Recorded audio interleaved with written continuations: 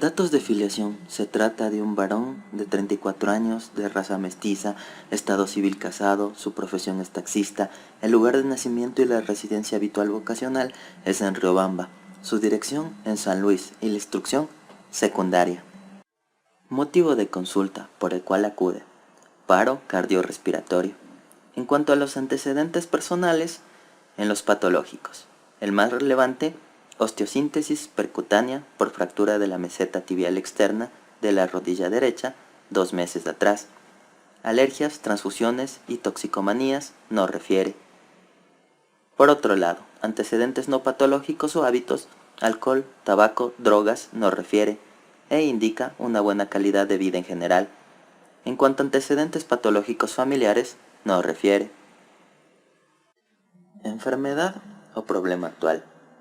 La clínica inicia sobre las 5:30 horas AM, cuando el paciente, tras presentar un cuadro brusco de disnea y trabajo respiratorio, alerta al servicio de emergencias. A la llegada del personal sanitario al domicilio del paciente, objetivan un varón de 34 años con importante taquipnea e intenso trabajo respiratorio. Durante la exploración física, sufre paro respiratorio que precisa intubación orotraqueal, siendo trasladado al centro de salud con ventilación manual. Durante el trayecto al hospital, presenta paro cardíaco con disociación electromecánica en monitor, iniciándose masaje cardíaco. A la exploración física, el paciente se encontraba intubado, sin pulso central ni periférico, ni tensiones objetivables. Cianosis leve de mucosas, auscultación cardíaca y pulmonar no valorable, abdomen blando, depresible, no se palpan masas ni megalias, ni existen signos de irritación peritoneal. En las extremidades inferiores no se palpan pulsos pedios y no existen signos de trombosis venosa profunda. La exploración neurológica no es valorable, dado el estado del paciente, salvo las pupilas que se encuentran medias reactivas. Exámenes complementarios. Los exámenes de laboratorio revelaron un estado de acidosis que no es sugestivo.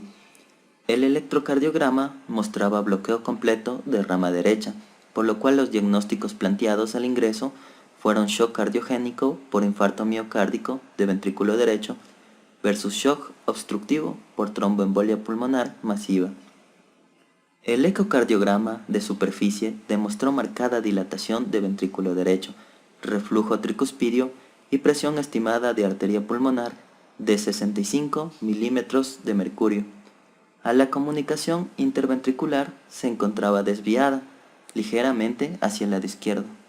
Por otro lado, se realizó angiografía por tomografía axial computarizada de arterias pulmonares, que demostró tromboembolia pulmonar bilateral que comprometía arterias pulmonares principales con dilatación de ventrículo derecho y reflujo del contraste hacia la vena cava inferior, hallazgos que indicaban difusión ventricular derecha.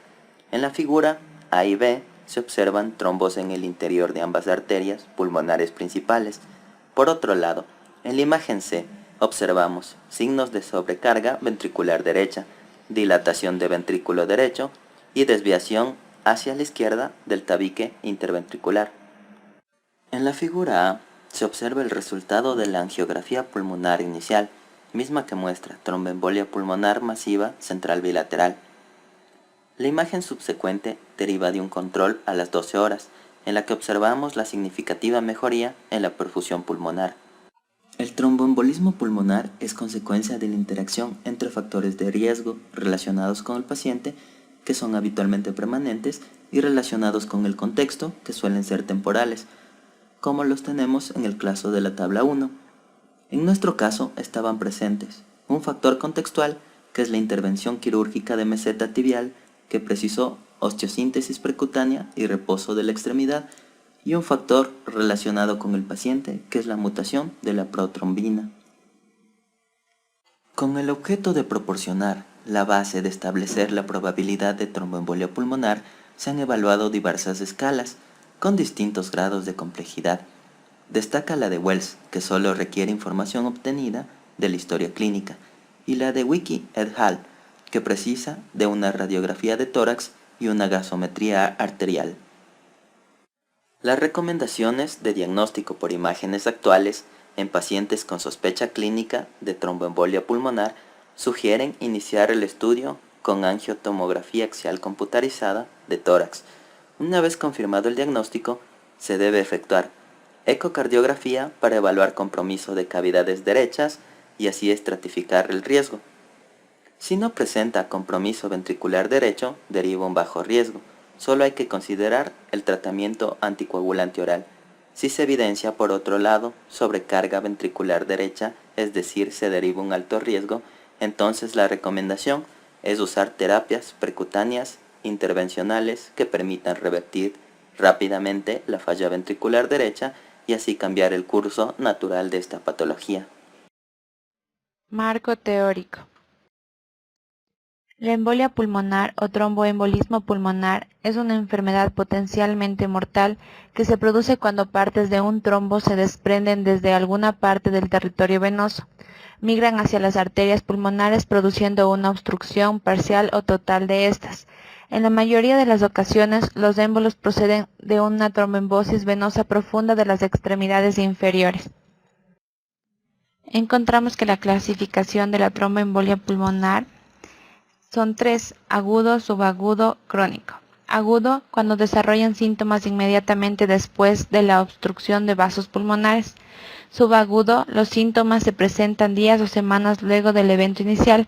Y crónico, cuando los síntomas se desarrollan lentamente o crean hipertensión pulmonar. Diagnóstico por imágenes. Radiografía de tórax. Aumento de la arteria pulmonar. Encontramos una arteria pulmonar dilatada a nivel del ilio o rama lobar. En esta radiografía podemos observar un tromboembolismo pulmonar agudo que muestra una dilatación aneurismática de la arteria pulmonar derecha, donde podemos observar la flecha, secundario a un infarto pulmonar agudo en el lado derecho. El signo de Paya es un alargamiento de la arteria pulmonar. En esta radiografía podemos observar a la arteria pulmonar derecha descendente con un alargamiento. Atelectasia es la disminución del volumen pulmonar. En esta radiografía encontramos la presencia de líneas de hipoventilación en la región de un émbolo. Signo de Westermarck, encontramos una vascularidad y perfusión disminuida, en la cual observamos la arteria pulmonar central agrandada. Joroba de Hampton es un signo poco frecuente en la cual encontramos una consolidación basal sin broncograma aéreo con pérdida de volumen, elevación diafragmática y derrame pleural. Observamos una densidad periférica en forma de cuña encima del diafragma y un vaso alargado que llega al ápex de la opacidad. Signo de Fleischner. Es un ensanchamiento de la arteria pulmonar y representa el sitio de obstrucción por el émbolo. La angiotomografía computarizada es una técnica de angiografía para visualizar el flujo de los vasos arteriales y venosos en el cuerpo. Los hallazgos tomográficos de tromboembolia pulmonar se agrupan en signos directos e indirectos de tromboembolia pulmonar aguda y crónica. Los signos directos de tromboembolia pulmonar aguda incluyen defecto de llenado que ocluye completa o parcialmente la luz arterial con o sin ensanchamiento de la misma. Aquí tenemos una imagen axial de angiografía de arterias pulmonares por tomografía computarizada en un paciente con tromboembolia pulmonar grave. Nótense los defectos de llenado completo y parcial en las arterias lobares inferiores bilaterales.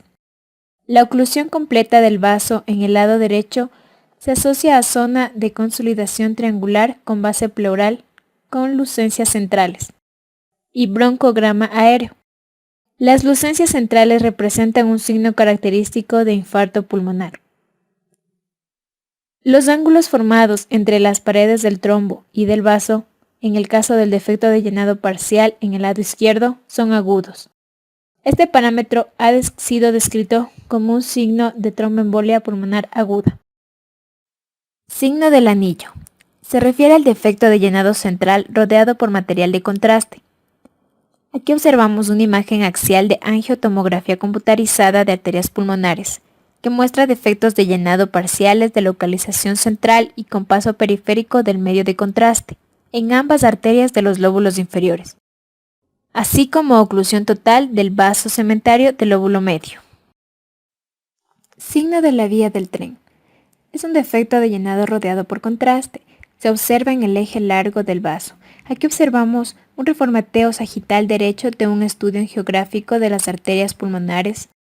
Este signo se presenta en defectos de llenado centrales con paso del contraste en la periferia del vaso, el cual característicamente se observa únicamente cuando se identifica al vaso en su eje largo. En este caso se trata de un vaso subsegmentario del lóbulo inferior. Nótese otro defecto de llenado total a nivel subsegmentario en el lóbulo medio.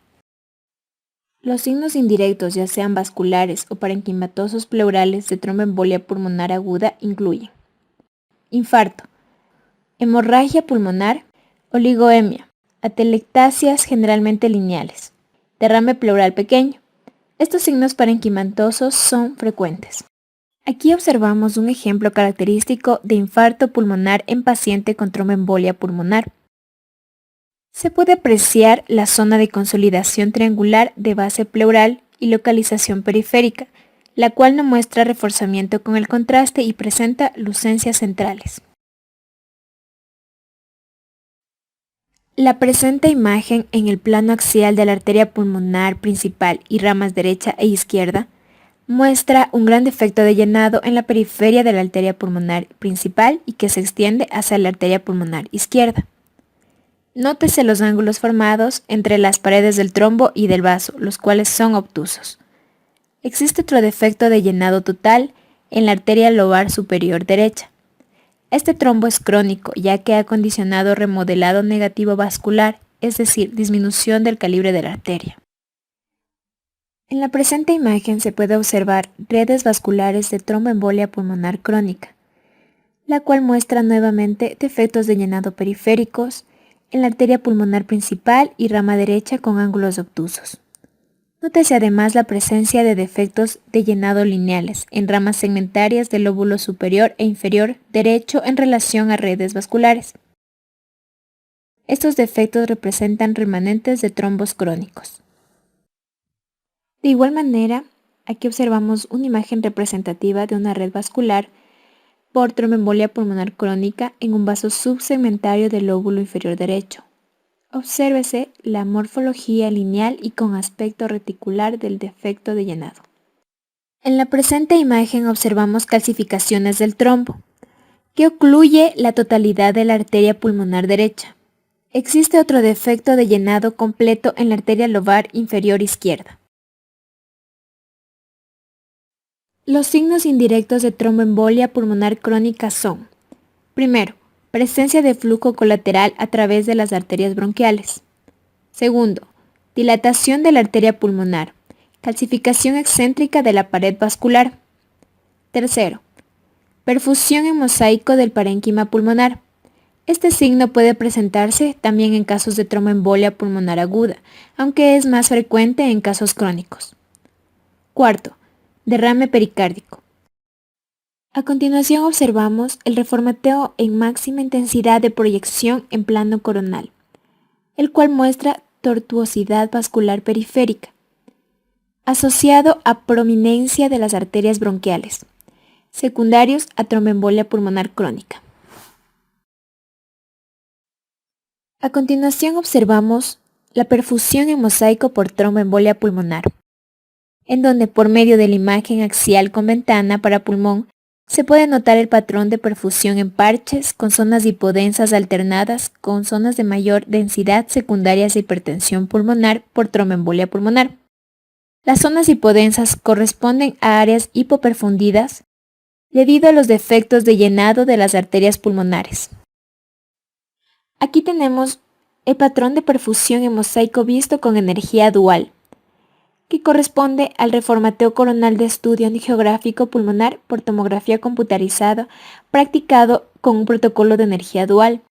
Este tipo de estudios permiten la evaluación cuantitativa y cualitativa en escala de colores de los defectos de perfusión y realizar una correlación con el defecto de llenado intraluminal. En este caso de tromboembolia pulmonar crónica, También se observa la prominencia de las arterias bronquiales. Una gammagrafía pulmonar es una prueba de diagnóstico por imágenes que se utiliza para observar sus pulmones y diagnosticar ciertos problemas de los pulmones. Se utiliza una pequeña cantidad de una sustancia radioactiva llamada trazador, que emite rayos gamma, que el equipo de gammagrafía recoge para producir una imagen de sus pulmones. La gammagrafía pulmonar puede ser de ventilación o de perfusión. En una gammagrafía de ventilación se observa cómo el aire entra y sale de sus pulmones, es decir, se observa cómo el aire pasa por los bronquios y los bronquiolos dentro de sus pulmones. Mientras que una gammagrafía de perfusión se observa cómo la sangre circula dentro de sus pulmones. Se usa con mayor frecuencia para diagnosticar y detectar coágulos sanguíneos u otras masas pequeñas en los pulmones. La gammagrafía pulmonar ventilación-perfusión ha sido durante años el estudio de primera elección para el diagnóstico de tromboembolia pulmonar. Sin embargo, actualmente ha sido desplazado por la angiotomografía. El método consiste en dos fases. La primera es administración intravenosa del radiofármaco tecnesio 99 que se fijará a los capilares pulmonares, permitiendo la valoración de este sistema. De esta forma, cuando existe obstrucción de la vasculatura, la fijación se verá disminuida, mostrando un defecto de perfusión conocido como zona fría. La segunda fase es la ventilatoria. Se administra un marcador en gas como xenón o tecnesio en aerosol, que permite identificar áreas donde está disminuida la ventilación y realizar un diagnóstico diferencial, por ejemplo en la neumonía. Por lo tanto, un gammagrama compatible con tromboembolia pulmonar mostrará áreas de hipocaptación o zonas frías en la fase perfusoria, combinadas con áreas con ventilación normal, es decir, una alteración en la relación ventilación-perfusión. En esta imagen se puede observar un gammagrama pulmonar, tanto en la fase ventilatoria como la perfusoria. Muestran distribución irregular del aerosol y de los marcadores radioactivos en ambos pulmones. Además, en el plano oblicuo posterior izquierdo, en el segmento anterior del lóbulo superior izquierdo, lo cual muestra la flecha de la fase de perfusión, se observa una zona de hipoperfusión. Este estudio con probabilidad intermedia para tromboembolia pulmonar. Ecocardiograma. Tiene una sensibilidad del 60 al 70% para el diagnóstico de tromboembolia pulmonar. Su utilidad radica en la identificación de datos indirectos de tromboembolia pulmonar, como son la dilatación ventricular, hipertensión arterial pulmonar y el gradiente sistólico de la válvula tricúspide, que traducen sobrecarga del ventrículo derecho. En esta imagen se observa dos figuras, una figura A y una figura B. En la figura A es una imagen apical de 4 cámaras donde se observa el ventrículo derecho dilatado, de un tamaño mayor al izquierdo, y abombamiento del septum interventricular con invasión hacia la cavidad del ventrículo izquierdo, mientras que en la figura B corresponde al mismo paciente, la imagen Doppler muestra insuficiencia tricuspidia funcional. Los datos que sugieren sobrecarga de ventrículo derecho son diámetro ventricular mayor a 40 milímetros, disfunción sistólica de moderada a severa y gradiente sistólico tricuspidio mayor a 50 milímetros de mercurio. Estos hallazgos pueden observarse también en pacientes con patología cardiorrespiratoria. Los signos más importantes para el diagnóstico diferencial, aún en presencia de enfermedad cardiorrespiratoria previa, y como pronóstico son el signo de McConnell y el signo de 60-60. El signo de McConnell consiste en hipocinesia de los tercios basal y medio de la pared libre del ventrículo derecho comparados con su ápex, mientras que el signo de 60-60 es un tiempo de aceleración de la tricúspide menor a 60 en presencia de un gradiente sistólico tricuspidio mayor a 30 pero menor a 60 milímetros de mercurio. El ecocardiograma puede encontrar trombos o defectos de llenado en arterias centrales en algunos casos. Sin embargo, de forma general, no es un estudio diagnóstico. Si no se encuentran datos de sobrecarga del ventrículo derecho o disfunción del mismo, se descarta tromboembolia pulmonar como causa de la inestabilidad hemodinámica. Por otra parte, permite descartar otras patologías que causen la clínica del paciente, tales como disfunción valvular e infarto del miocardio. En conclusión, el ecocardiograma no es útil como estudio diagnóstico, pero tiene un importante papel en el pronóstico de tromboembolia pulmonar.